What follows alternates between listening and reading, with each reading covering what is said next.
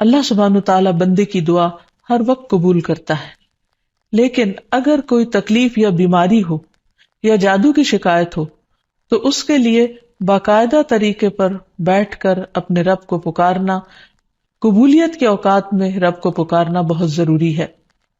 کیونکہ جتنی بڑی مشکل ہوتی ہے اس سے نجات کے لیے اتنی ہی بڑی ایفرٹ بھی لگانی پڑتی ہے۔ اس لیے ضروری ہے کہ اللہ تعالیٰ سے بہت اچھی طرح دعا کی جائے، گڑ گڑا کر، اور اس سے پہلے اللہ تعالیٰ کی حمد و ثنا اور تعریف کے کلمات کہنا نہ بھولیے۔ سبحان اللہ والحمد للہ ولا الہ الا اللہ واللہ اکبر ولا حول ولا قوة الا باللہ۔ سبحان اللہ، پاک ہے اللہ،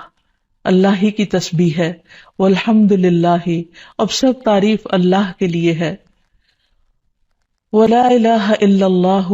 اور نہیں کوئی الہ مگر اللہ، واللہ اکبر، اور اللہ سب سے بڑا ہے، ولا حول ولا قوة الا باللہ، اور کسی قسم کی نیکی کرنے کی طاقت اور گناہ سے بچنے کی طاقت نہیں انسان کے پاس مگر اللہ ہی کی مدد سے۔ اسی طرح کسی بھی تکلیف اور کسی بھی بیماری سے نجات صرف اللہ سبحانہ وتعالی کی مدد سے ہی ہو سکتی ہے۔ تو جہاں تک جادو کا تعلق ہے تو اس سلسلے میں یاد رکھیے کہ جادو کے بہرحال اپنے اثرات ہوتے ہیں مگر بإذن اللہ، اور اس سلسلے میں ہمیں یہ بھی یاد رہے کہ جادو کے اثرات نبی صلی اللہ علیہ وسلم پر بھی ہوئے تھے۔ حضرت عائشہ فرماتی ہے کہ نبی صلی اللہ علیہ وسلم پر جادو کیا گیا اور اس کا اثر یہ ہوا تھا کہ آپ خیال فرماتے کہ کوئی کام آپ کر چکے ہیں حالانکہ وہ کام ابھی آپ نے نہ کیا ہوتا، لیکن اس جادو کا کوئی تعلق نبی صلی اللہ علیہ وسلم کے فرائض منصبی سے نہیں تھا، یعنی آپ کے اوپر باقاعدہ وحی آتی تھی، آپ لوگوں کو تعلیم دیتے تھے، آپ کی جتنی بھی ذمہ داریاں ہیں ان کو بہت آسان طریقے سے پورا کر رہے تھے۔ ہاں،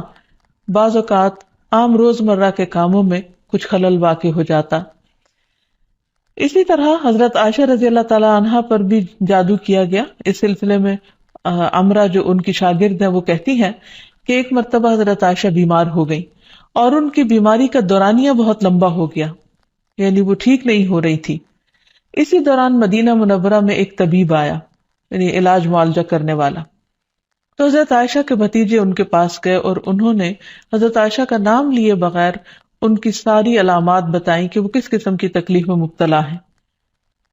اور ان سے پوچھا کہ یہ کس قسم کی بیماری ہے۔ تو اس طبیب نے کہا کہ جس عورت کے بارے میں یہ علامات بتائی جا رہی ہیں ان پر کسی نے جادو کیا ہے۔ بہرحال تحقیق کرنے پر پتہ چلا کہ حضرت عائشہ کی ایک باندی تھی جس کے ساتھ انہوں نے یہ وعدہ کیا تھا کہ وہ ان کی وفات کے بعد آزاد ہوں گی، تو اس باندی نے آپ پر جادو کر دیا تاکہ حضرت عائشہ کی وفات جلد ہو جائے اور وہ آزاد ہو سکیں۔ بہرحال اس کے بعد حضرت عائشہ نے اس کو عربوں کے ایک مضبوط قبیلے کے ہاتھوں بیچ دیا اور اس کی قیمت کے بدلے ایک اور غلام کو آزاد کر دیا۔ تو اس واقعے سے بھی پتہ چلتا ہے کہ بہرحال جادو برحق ہے، یعنی جادو ایک اثر رکھتا ہے۔ برحق ہونے کا مطلب یہ نہیں کہ اس کا کرنا درست ہے،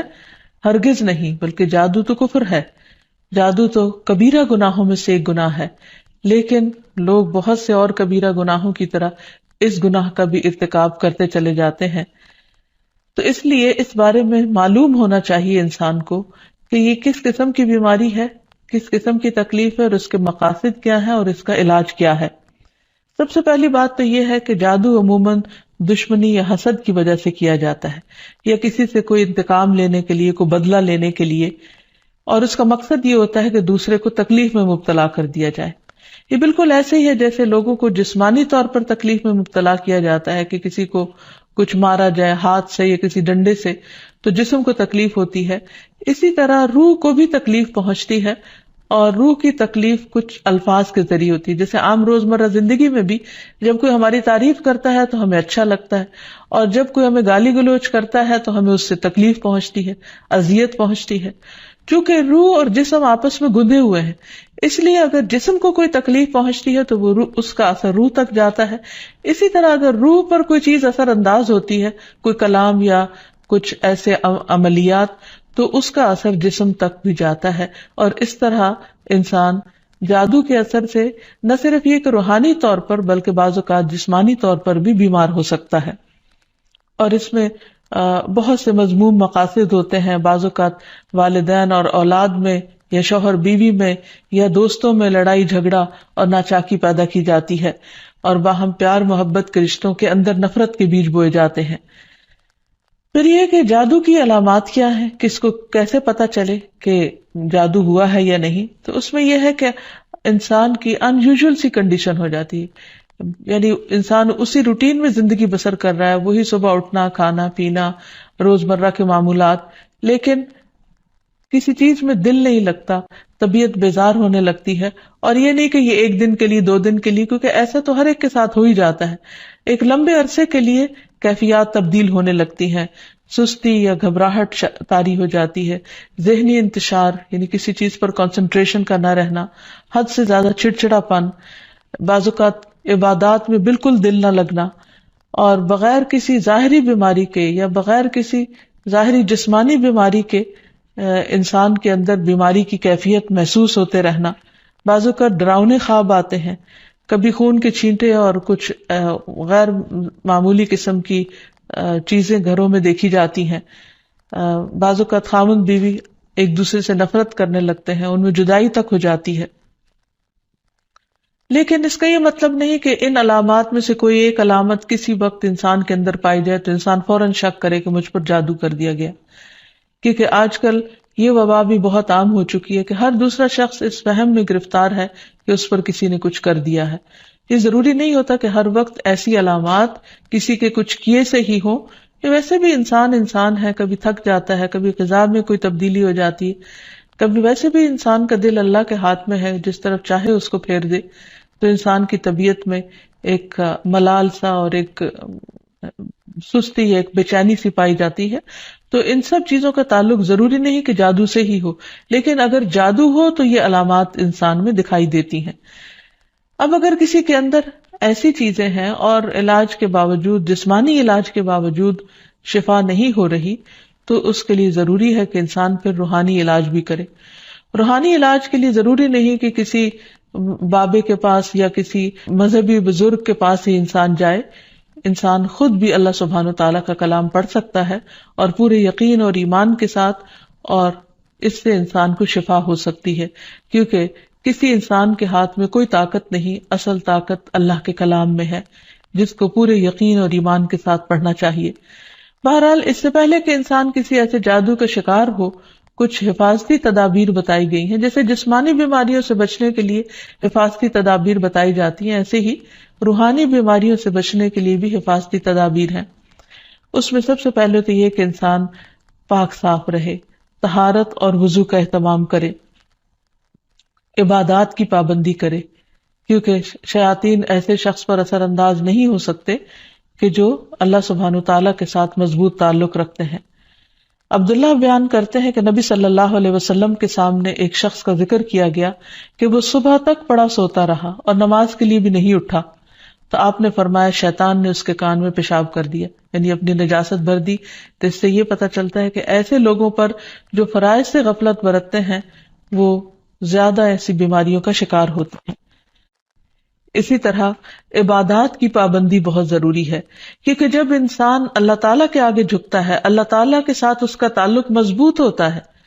تو نہ تو وہ توہمات کا شکار ہوتا ہے اور نہ ہی وہ جادو اور مختلف چیزوں کا شکار ہوتا ہے، یعنی شیطانی اثرات اس پر کم سے کم ہوتے ہیں. اسی لیے نبی صلی اللہ علیہ وسلم کے سامنے جب ذکر کیا گیا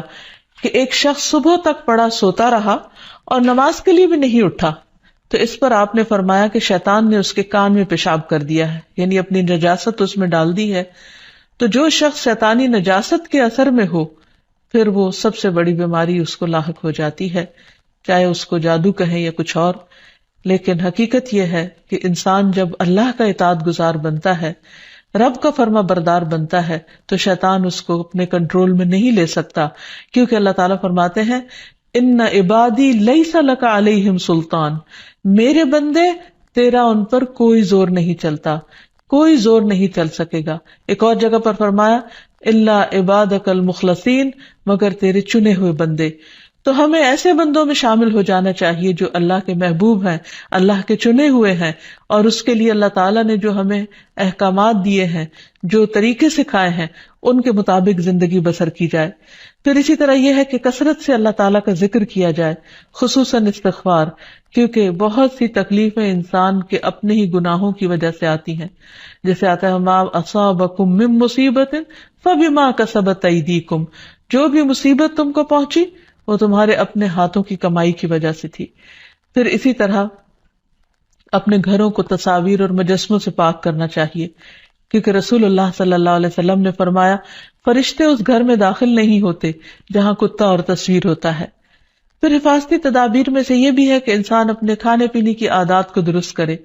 اور اس میں خصوصاً نبی صلی اللہ علیہ وسلم نے صبح کے وقت عجوہ کھجور کھانے کا حکم دیا۔ آپ نے فرمایا جو شخص صبح کے وقت 7 کھجوریں کھائے گا یعنی عجوہ، اس روز جادو اور زہر سے بچا رہے گا، یعنی اس کے اندر اتنی امیونٹی پیدا ہو جاتی ہے کہ پھر برے اثرات، زہریلے اثرات اس کو نقصان نہیں دے سکتے۔ پھر اسی طرح مختلف مواقع پر مسنون اذکار کا اہتمام کرنا، مثلاً بیت الخلاء جاتے وقت نبی صلی اللہ علیہ وسلم نے سکھایا اللہم انی اعوذ بک من الخبث والخبائث، اے اللہ بے شک میں ناپاک جنوں اور جننیوں سے تیری پناہ چاہتا ہوں، کیونکہ جادو میں بھی عموماً جنات کو استعمال کیا جاتا ہے اور وہ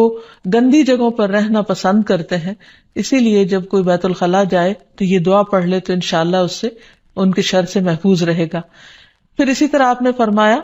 جنوں کی آنکھوں اور بنی آدم کی شرم گاہوں کا پردہ یہ ہے کہ جب کوئی بیت الخلاء جائے تو بسم اللہ پڑھ لے تو کوئی بھی اس کو پھر دیکھ نہیں سکتا۔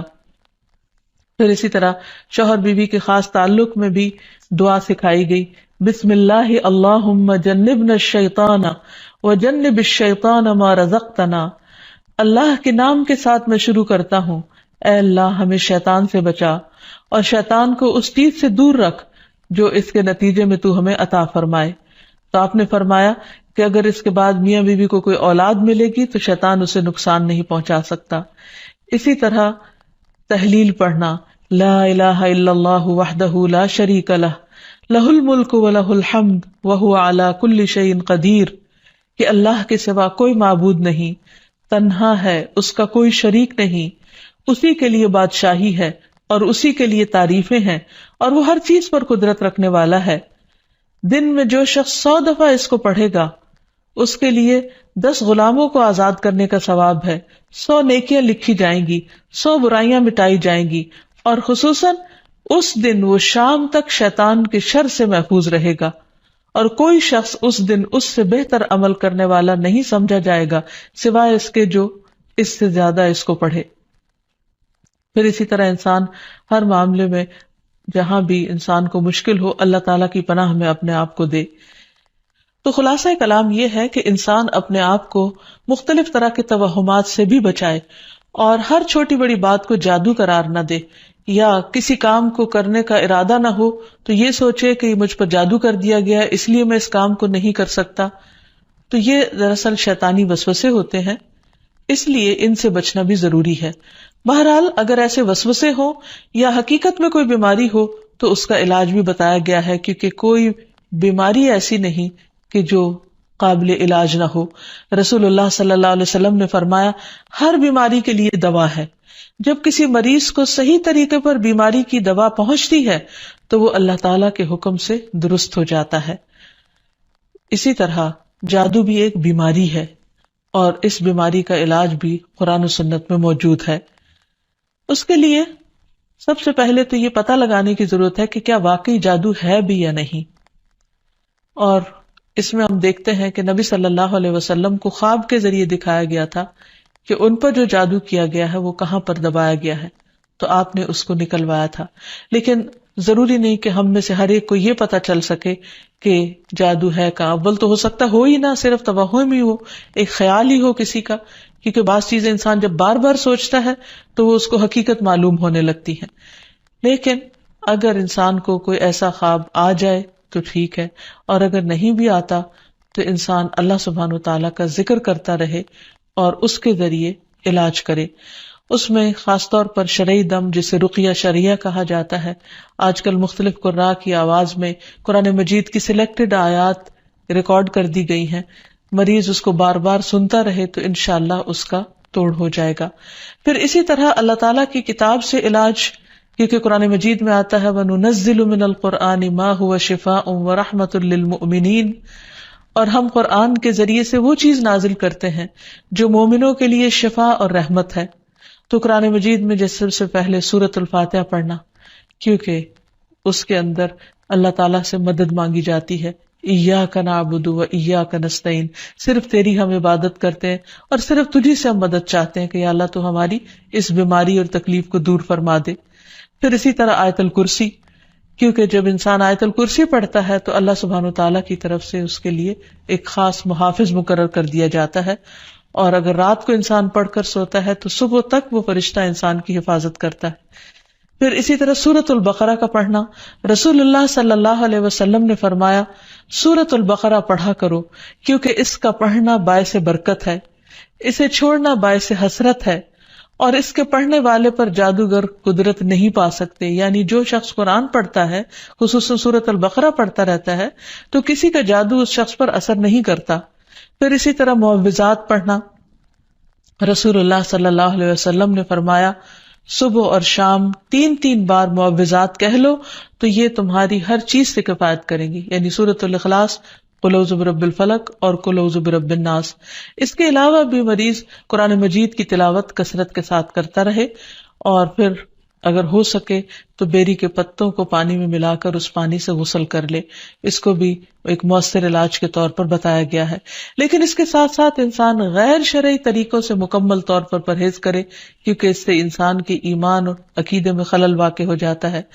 رسول اللہ صلی اللہ علیہ وسلم نے فرمایا جس نے حرام چیز کے ساتھ علاج کیا اللہ تعالیٰ اس کے لیے اس میں شفا نہیں بنائے گا، یعنی اس کو پھر فائدہ نہیں ہوگا۔ پھر اسی طرح جادو کا علاج جادو سے نہیں کرنا چاہیے، یعنی اگر انسان کو کبھی ایسا وہم ہو تو جادوگروں کے پاس نہ جائے، یا ایسے طریقے اختیار نہ کرے کہ جس سے جو ہمارے دین میں نہیں یا ہماری شریعت کے خلاف جاتے ہیں۔ رسول اللہ صلی اللہ علیہ وسلم نے فرمایا جو جادو کرے یا جادو کروائے یا جو کسی کاہن کے پاس آئے اور اس کی بات کی تصدیق کرے تو اس نے اس چیز کا انکار کیا جو محمد صلی اللہ علیہ وسلم پر نازل ہوئی۔ اسی لیے غیر شرعی جھاڑ پھونک سے مکمل اجتناب کرنا چاہیے۔ نبی صلی اللہ علیہ وسلم سے نشرہ کے بارے میں دریافت کیا گیا تو آپ نے فرمایا یہ شیطانی عمل ہے۔ اور نشرہ کیا ہوتا ہے؟ جن یا جادو اتارنے کے لیے شرکیہ یا جاہلانہ منتر پڑھنا اور یا پڑھوانا۔ تو ایسے الفاظ جس کا بعض اوقات معنی معلوم نہیں ہوتا اور یہ بھی نہیں پتا ہوتا کہ اللہ تعالیٰ کو پکارا جا رہا ہے یا کسی جن یا کسی اور شیطان کو پکارا جا رہا ہے اور اس سے مدد لی جا رہی ہے، تو اس لیے کسی بھی ایسے کلام کو پڑھنا یا کسی سے پڑھوانا درست نہیں۔ پھر اسی طرح کاہنوں اور نجومیوں کے پاس جانے سے منع کیا گیا۔ نبی صلی اللہ علیہ وسلم نے فرمایا جس نے کسی نجومی کے پاس جا کر اس سے کسی چیز کے بارے میں سوال کیا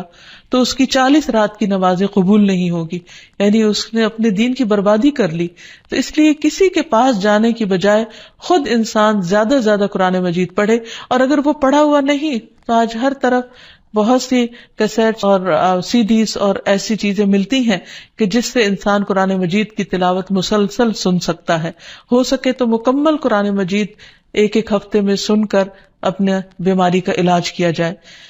پھر اسی طرح یہ ہے کہ باقی دعائیں بھی جو جادو کے توڑ کی بتائی گئی ہیں ان کو پڑھتے رہنا انسان کو فائدہ دیتا ہے، جس میں خاص طور پر اور آخر میں یہ 2 خاص دعائیں جو نبی صلی اللہ علیہ وسلم نے جنات اور جادو کے شر سے بچنے کے لیے سکھائی ہیں، ان کو بار بار پڑھتا رہے، صبح و شام پڑھتا رہے حتیٰ کہ افاقہ ہو جائے۔ پہلی دعا ہے اعوذ بکلمات اللہ التامات التی لا یجاوزہن بر ولا فاجر من شر ما خلق وذرأ وبرأ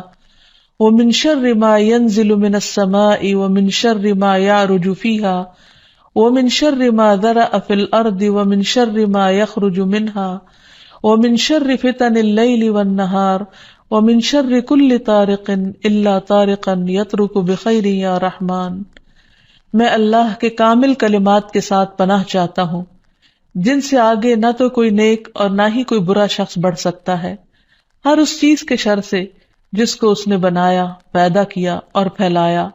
اور ہر اس چیز کے شر سے جو آسمان سے اترتی ہے، اور ہر اس چیز کے شر سے جو اس میں چڑھتی ہے، اور ہر اس چیز کے شر سے جسے اس نے زمین میں پیدا کیا، اور اس چیز کے شر سے جو اس سے نکلتا ہے، اور رات اور دن کے فتنوں کے شر سے، اور رات کو آنے والے کے شر سے، سوائے اس کے جو خیر کے ساتھ آئے، اے رحم فرمانے والے۔ تو یہ دعا اور ایک اور دعا جو شدید جنات کے حملے سے بچانے والی دعا ہے، جس کے بارے میں کعب الاحبار کہتے ہیں کہ اگر میں یہ چند کلمات نہ پڑھتا تو یہود مجھے گدھا بنا دیتے۔ لوگوں نے پوچھا وہ کلمات کیا ہیں؟ تو کعب نے کہا اعوذ بوجہ اللہ العظیم الذی لیس شیء اعظم منہ وبکلمات اللہ التامات التی لا یجاوزہن بر ولا فاجر وباسماء اللہ الحسنى کلہا ما علمت منہا وما لم اعلم من شر ما خلق وبرأ وذرأ۔ میں اللہ کے عظیم چہرے کی پناہ مانگتا ہوں جس سے عظیم کوئی اور چیز نہیں، اور اس کے مکمل کلمات کے ساتھ پناہ چاہتا ہوں جن سے آگے نیک یا بد نہیں بڑھ سکتا، اور اس اللہ کے تمام اسماء حسنہ کے ساتھ پناہ چاہتا ہوں جن کو میں جانتا ہوں اور جن کو میں نہیں جانتا، ہر اس چیز کے شر سے جس کو اس نے بنایا، پیدا کیا اور پھیلایا۔ پھر یہ بھی یاد رہے کہ شیطان انسان پر مختلف طریقے سے حملے کرتا ہے، مثلا اللہ تعالیٰ کے بارے میں شک پیدا کرنا۔ رسول اللہ صلی اللہ علیہ وسلم نے فرمایا تم میں سے کسی کے پاس شیطان آتا ہے اور تمہارے دل میں پہلے تو یہ سوال پیدا کرتا ہے کہ فلاں چیز کس نے پیدا کی، فلاں چیز کس نے پیدا کی، یہاں تک کہ آخر میں اس بات تک پہنچا دیتا ہے، کہتا ہے کہ خود تمہارے رب کو کس نے پیدا کیا۔ جب کسی شخص کو ایسا وسوسہ ڈالے تو اللہ سے پناہ مانگنی چاہیے اور اس شیطانی خیال کو چھوڑ دینا چاہیے۔ پھر اسی طرح شیطان انسان کو اللہ تعالیٰ کی اطاعت سے روکتا ہے۔ اس نے پہلے ہی دن یہ کہا تھا قال فبما اغویتنی لاقعدن لهم صراطک المستقیم، کہ ابلیس نے کہا کہ تو نے مجھے گمراہی میں مبتلا کیا، نعوذ باللہ، وہ اللہ تعالیٰ کو بلیم کر رہا ہے، تو اب میں بھی تیری سیدھی راہ پر گھات لگا کر بیٹھوں گا، پھر انسانوں کے آگے سے، پیچھے سے، دائیں سے، بائیں سے، غرض ہر طرف سے ان کو گھیروں گا، اور تو ان میں سے اکثریت کو شکر گزار نہ پائے گا۔ اور ایک حقیقت ہے کہ بہت کم لوگ ایسے ہیں جو خود کو ملنے والی نعمتوں پر شکر گزار ہوں اور خوش ہوں۔ بہت سے لوگ تو بندوں سے اور اللہ تعالیٰ سے شکوہ ہی کرتے چلے جاتے ہیں اور جو کچھ ملا ہے اس کو نہیں دیکھتے۔ پھر اسی طرح شیطان کے کاموں میں سے کام یہ ہے کہ وہ لوگوں کے دلوں میں فتنے پیدا کرتا ہے، لوگوں کے درمیان جھگڑے اور فساد پیدا کرتا ہے، خصوصاً میاں بیوی کے درمیان۔ اس سلسلے میں حدیث میں آتا ہے کہ شیطان کے لشکر جب لوگوں میں فتنہ ڈالنے جاتے ہیں تو ان میں سے ایک آتا ہے اور کہتا ہے کہ میں نے اس طرح کیا اور اس طرح کیا، تو شیطان کہتا ہے کہ تو نے کوئی بڑا کام نہیں کیا، یعنی اگر عام لوگوں میں جھگڑے فساد کرواتا ہے تو اس کو وہ کوئی کام نہیں گردانتا۔ پھر ان میں سے ایک اور آتا ہے اور کہتا ہے کہ میں نے فلاں آدمی کو اس وقت تک نہیں چھوڑا جب تک اس کے اور اس کے بیوی کے درمیان جدائی نہیں ڈال دی، یعنی لڑائی نہیں کروا دی۔ شیطان اسے اپنے قریب کر کے کہتا ہے کہ ہاں تو نے اچھا کیا، اور پھر اسے وہ اپنے ساتھ چمٹا لیتا ہے۔ اور ایک اور روایت میں آتا ہے کہ پھر وہ اس کے سر پر ایک تاج رکھ دیتا ہے کہ تم نے سب سے بڑا کام کیا، کیونکہ حقیقت یہ ہے کہ اگر شوہر بیوی کے درمیان اختلافات ہوں گے، لڑائی جھگڑے ہوں گے، تو گھر کی چولہے ڈھیلی ہو جائے گی، اور جب گھر کے اندر سکون نہیں رہے گا تو پھر اس سے بہت ساری بے پناہ خرابیاں پھوٹیں گی۔ اس لیے شوہر بیوی کے درمیان باہم محبت کا ہونا ایک بہت بڑی نعمت ہے۔ شقیق کہتے ہیں کہ ایک شخص جس کا نام ابو جریر تھا، وہ ابن مسعود کے پاس آیا اور اس نے کہا میں نے ایک کنواری لڑکی سے شادی کی ہے، لیکن میں خوف زدہ ہوں کہ وہ مجھ سے نفرت کرے گی۔ تو ابن مسعود نے فرمایا کہ الفت اللہ کی طرف سے ہوتی ہے اور بغض شیطان کی طرف سے۔ شیطان چاہتا ہے کہ تمہارے لیے اس چیز کو ناپسندیدہ کر کے دکھائے جو اللہ نے تمہارے لیے حلال کی، تاکہ انسان پھر حرام کی طرف مائل ہو۔ اسی طرح باہم بہن بھائیوں کے درمیان، دوستوں کے درمیان عداوت اور دشمنی پیدا کرتا ہے۔ قرآن مجید میں اللہ تعالیٰ فرماتے انما یرید الشیطان ان یوقع بینکم العداوۃ والبغضاء فی الخمر والمیسر، شیطان تو یہ چاہتا ہے کہ شراب اور جوئے کے ذریعے تمہارے درمیان دشمنی اور بغض ڈال دے، کیونکہ عموماً شراب کی محفلیں بھی دوستوں کے درمیان ہوتی ہیں اور جوئے بھی عموماً دوستی آپس میں کھیل رہے ہوتے ہیں۔ تو ان میں ایک دوسرے کے ساتھ پھر جو زیادتیاں ہوتی ہیں ناسمجھی کی وجہ سے یا شراب کے نشے کی وجہ سے، تو اس میں بعض اوقات مدتوں پرانے تعلقات ختم ہو کر رہ جاتے ہیں. تو یہ بھی شیطانی وار ہوتے ہیں. پھر شیطان کا ایک بہت بڑا ہتھیار جو ہر ایک پر چل جاتا ہے وہ ہے غصہ کرنا، کیونکہ غصہ شیطان کی طرف سے ہوتا ہے اور وہ انسانوں کو جلد مشتعل کروا دیتا ہے. پھر اسی طرح اللہ کا ذکر بھلوا دینا. قرآن مجید میں آتا ہے استحوذ علیہم الشیطان فانساہم ذکر اللہ اولئک حزب الشیطان الا ان حزب الشیطان هم الخاسرون. شیطان ان پر غالب آ گیا سو اس نے انہیں اللہ کی یاد بھلا دی، یہ لوگ شیطان کا گروہ ہیں، سن لو یقیناً شیطان کا گروہ ہی وہ لوگ ہیں جو خسارہ اٹھانے والے ہیں. پھر اسی طرح شیطان کا ایک بہت بڑا وار نماز میں وسوسے ڈالنا ہے. اکثر لوگ نماز کے اندر بھول جاتے ہیں اور نماز کے وسوسوں کی شکایت کرتے ہیں اور نماز میں خشوع و خضوع کو سب سے مشکل کام گردانتے ہیں. حقیقت یہ ہے کہ نماز میں خشوع و خضوع اور کنسنٹریشن انسان کو جنت الفردوس کا مستحق بناتا ہے، لیکن جب انسان کی نماز خشوع و خضوع سے خالی ہوتی ہے، یعنی اس میں کنسنٹریشن نہیں ہوتی، تو انسان کو یوں محسوس ہوتا ہے جیسے اس نے نماز پڑھی ہی نہ ہو. اور جب سب سے پہلا فریضہ ہی انسان کا ڈھیلا پڑ جاتا ہے یا صحیح طور پر ادا نہیں ہوتا، تو ایسی صورت میں انسان کے دل میں کبھی بھی پھر اطمینان اور سکون نہیں آتا.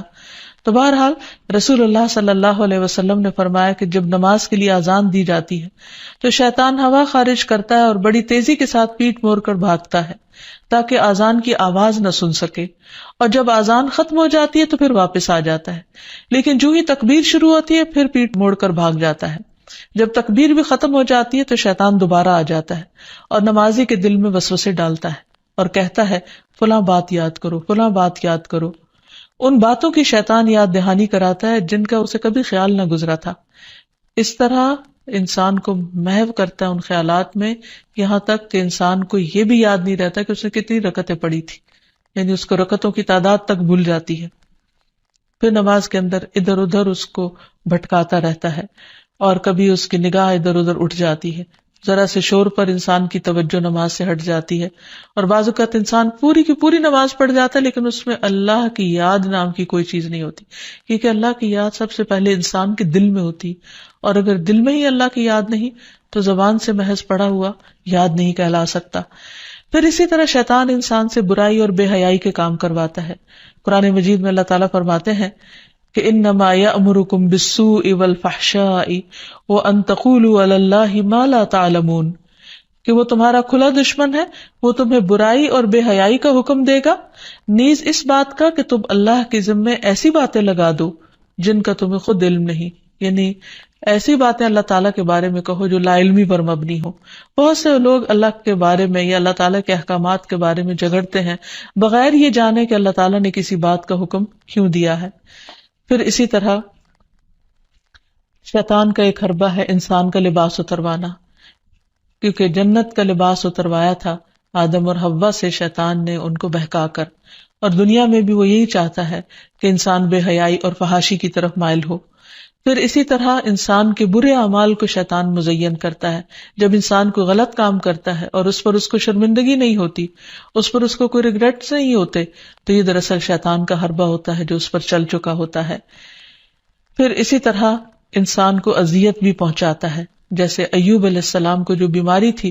اس میں وہ کہتے ہیں کہ وَاذْكُرْ عَبْدَنَا ایوب اذ نادى رَبَّهُ أَنِّي مَسَّنِيَ الشَّيْطَانُ بِنُصْبٍ وَعَذَابٍ، اور ہمارے بندے ایوب کا ذکر کیجئے جب انہوں نے اپنے پروردگار کو پکارا کہ شیطان نے مجھے سخت تکلیف اور عذاب میں ڈال دیا ہے. یعنی انسان جب بیمار ہوتا ہے تو اس وقت خصوصاً اس کو مایوس کرتا ہے، اللہ کی رحمت سے مایوس کرتا ہے، اور بعض اوقات اس کے دل میں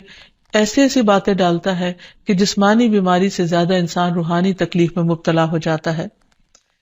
اسی طرح بعض جسمانی بیماریاں بھی شیطان کی وجہ سے ہوتی ہیں. آپ صلی اللہ علیہ وسلم نے فرمایا طاعون تمہارے دشمن جنوں کی طرف سے ایک چوکا ہے اور وہ تمہارے لیے شہادت ہے، یعنی وہ آتا شیطان کی طرف سے ہے لیکن تمہارے حق میں فائدہ مند ہو جاتا ہے. اور شیطان کی یہ دشمنی انسان کے ساتھ، انسان کی پیدائش کے ساتھ ہی شروع ہو جاتی ہے، جیسا کہ ہم دیکھتے ہیں کہ نبی صلی اللہ علیہ وسلم نے فرمایا کہ جب بنی آدم پیدا ہوتا ہے تو پیدائش کے وقت شیطان اسے چھوتا ہے اور بچہ شیطان کے چھونے سے زور سے چیختا ہے، سوائے مریم اور ان کے بیٹے عیسیٰ علیہ السلام کے۔ اس کی وجہ مریم علیہ السلام کی والدہ کی دعا ہے کہ انی اعیذھا بک وذریتھا من الشیطان الرجیم، کہ میں اسے اور اس کی اولاد کو شیطان رجیم سے تیری پناہ میں دیتی ہوں۔ اور پھر شیطان تو اپنے کام کرتا ہے، لیکن انسان کو اس کے حملوں سے بچنے کی تدابیر اختیار کرنی چاہیے، جو قرآن و سنت میں ہمیں بہت اچھی طرح بتا دی گئی ہیں۔ سب سے پہلی بات تو یہ ہے کہ اللہ سبحانہ وتعالیٰ پر بھرپور ایمان اور توکل ہونا چاہیے، کیونکہ اللہ تعالیٰ کا وعدہ ہے کہ جو لوگ ایمان لائیں گے اور اپنے رب پر توکل کریں گے، شیطان ان کا کچھ بھی نہیں بگاڑ سکے گا۔ انما لیس لہ سلطان علی الذین آمنوا وعلی ربہم یتوکلون۔ پھر اسی طرح اللہ تعالیٰ کے لیے اخلاص برتنا، ہر کام صرف اللہ کے لیے کرنا، اپنے آپ کو شرک سے بچانا۔ تو جو شخص ایسا طریقہ اختیار کرے گا، شیطان کا اس پر بھی زور نہیں چلے گا۔ پھر ہر معاملے میں قرآن و سنت کی پیروی کرنا، پھر دن کا آغاز اور اختتام اللہ کے ذکر سے کرنا، اللہ کی یاد سے کرنا، اللہ کی فرما برداری کے کاموں سے کرنا۔ پھر اسی طرح کثرت سے سجدے کرنا، کیونکہ شیطان نے اللہ تعالیٰ کا حکم نہیں مانا تھا اور سجدے سے انکار کیا تھا، تو رسول اللہ صلی اللہ علیہ وسلم نے فرمایا، جب کوئی آدمی سجدہ والی آیت پڑھ کر سجدہ کر لے تو شیطان روتے ہوئے دور ہٹ جاتا ہے اور کہتا ہے افسوس مجھ پر۔ آدمی کو سجدے کا حکم ملا تو اس نے سجدہ کر لیا، اس کے لیے جنت ہے، اور مجھے بھی سجدے کا حکم ملا لیکن میں نے انکار کر دیا اور میرے لیے جہنم ہے۔ تو اس لیے شیطان کی مخالفت اگر انسان کرنا چاہے تو اس کے لیے سجدوں کی کثرت کر دے، اور خصوصاً فرض نماز کی پابندی کرے، تو انشاءاللہ شیطان کا زور نہیں چلے گا۔ پھر اسی طرح گھر کو شیطانی چیزوں سے پاک کرنا، پھر فضول خرچی سے بچنا، کیونکہ فضول خرچ شیطان کے بھائی ہوتے ہیں، نگاہوں کی حفاظت کرنا، کیونکہ نبی صلی اللہ علیہ وسلم نے فرمایا کہ وہ ابلیس کے تیروں میں سے ایک تیر ہے۔ پھر اسی طرح اکٹھے رہنا، مسلمانوں کی جماعت کے ساتھ جڑے رہنا۔ رسول اللہ صلی اللہ علیہ وسلم نے فرمایا کہ جماعت پر اللہ کا ہاتھ ہے اور شیطان اس کے ساتھ ہے جو جماعت سے علیحدہ ہو اور وہ اس کو پاؤں مار کر ہانکتا ہے، یعنی جو شخص اچھے لوگوں کے ساتھ ملتا جلتا نہیں، ان کی مجلس میں نہیں بیٹھتا، ایک دوسرے کو وتواصوا بالحق وتواصوا بالصبر نہیں کرتا، وہ پھر شیطان کے وسوسوں اور چالوں کا شکار ہو جاتا ہے۔ اور آخر میں دعائیں، اللہ سبحانہ وتعالیٰ نے ہمیں قرآن مجید میں بھی دعائیں سکھائی ہیں، اور نبی صلی اللہ علیہ وسلم نے بھی۔ اس میں سے پہلی دعا ہے رب اعوذ بک من ہمزات الشیاطین واعوذ بک رب ان یحضرون، اے میرے رب میں شیطان کی اکساہٹوں سے تیری پناہ مانگتا ہوں، اور اس بات سے بھی تیری پناہ مانگتا ہوں کہ وہ میرے پاس آئیں۔ پھر تعوذ پڑھنا، یعنی اعوذ باللہ من الشیطان الرجیم من ہمزہ ونفخہ ونفثہ، میں اللہ کی پناہ چاہتا ہوں شیطان مردود سے کہ مجھ پر کوئی جنون کا اثر ڈالے یا مجھے تکبر پر آمادہ کرے یا شعر و شاعری کی طرف لائے، یعنی جو غلط قسم کی ہے۔ پھر قرآن مجید پڑھنے سے پہلے اعوذ باللہ من الشیطان الرجیم پڑھنا۔ پھر اسی طرح برا خواب دیکھنے پر تعوذ پڑھنا۔ رسول اللہ صلی اللہ علیہ وسلم نے فرمایا نیک خواب اللہ کی طرف سے اور برے خواب شیطان کی طرف سے ہوتے ہیں، پس جو ایسا خواب دیکھے جس میں کوئی ناگوار چیز ہو تو بائیں طرف تھوک دے اور شیطان سے اللہ کی پناہ مانگے، ایسا کرنے سے وہ خواب اس کو کوئی نقصان نہیں دے گا اور کسی کو یہ خواب نہ بتایا جائے۔ پھر اسی طرح صبح و شام کی دعائیں پڑھے، جس میں خصوصی طور پر شیطان کے شر اور شرک سے بچنے کی دعا ہے۔ اللہم فاطر السماوات والارض عالم الغیب والشہادہ رب کل شیء وملیکہ اشہد ان لا الہ الا انت اعوذ بک من شر نفسی وشر الشیطان وشرکہ، اے اللہ آسمان اور زمین کے پیدا کرنے والے، پوشیدہ اور موجود ہر چیز کے جاننے والے، ہر چیز کے پالنہار اور اس کے مالک، میں گواہی دیتا ہوں کہ تیرے سوا کوئی معبود برحق نہیں۔ میں تیری ذات کے ذریعے اپنے نفس کے شر سے اور شیطان کے شر سے اور اس کے شرک سے پناہ مانگتا ہوں۔ آپ نے فرمایا جب صبح کرو اور جب شام کرو اور جب اپنے بستر پر آؤ تو اس دعا کو پڑھ لیا کرو۔ اسی طرح سب کام بسم اللہ پڑھ کر کرنا، کیونکہ انسان جب بسم اللہ پڑھتا ہے تو اللہ کا نام لیتے ہی شیطان دور بھاگ جاتا ہے. مثلاً گھر سے نکلتے وقت بسم اللہ توکلت علی اللہ، سواری پر بیٹھتے ہوئے بسم اللہ پڑھنا. پھر اسی طرح آیت الکرسی پڑھنے سے شیطان سے حفاظت رہتی ہے. پھر صبح و شام کے اذکار میں لا الہ الا اللہ وحدہ لا شریک لہ لہ الملک ولہ الحمد وہو علی کل شیء قدیر. یہ 100 بار پڑھنا، اگر 100 بار نہیں تو کم از کم 10 بار انسان ضرور پڑھ لے. پھر اسی طرح لا الہ الا اللہ وحدہ لا شریک لہ لہ الملک ولہ الحمد یحیی و یمیت وہو علی کل شیء قدیر. جو شخص مغرب کے بعد 10 بار پڑھے گا، اللہ تعالیٰ اس کی حفاظت کے لیے اسلحہ بردار فرشتے مقرر کر دیں گے جو اس کی صبح تک شیطان سے حفاظت کریں گے. تو اس لیے ہمیں بھی ان اذکار اور دعاؤں کا اہتمام کرنا چاہیے. اگر زبانی یاد نہ ہو تو دیکھ کر بھی پڑھے جا سکتے ہیں، لیکن حقیقت یہ ہے کہ اللہ کا ذکر ایک مضبوط قلعہ ہے جس میں انسان پناہ لیتا ہے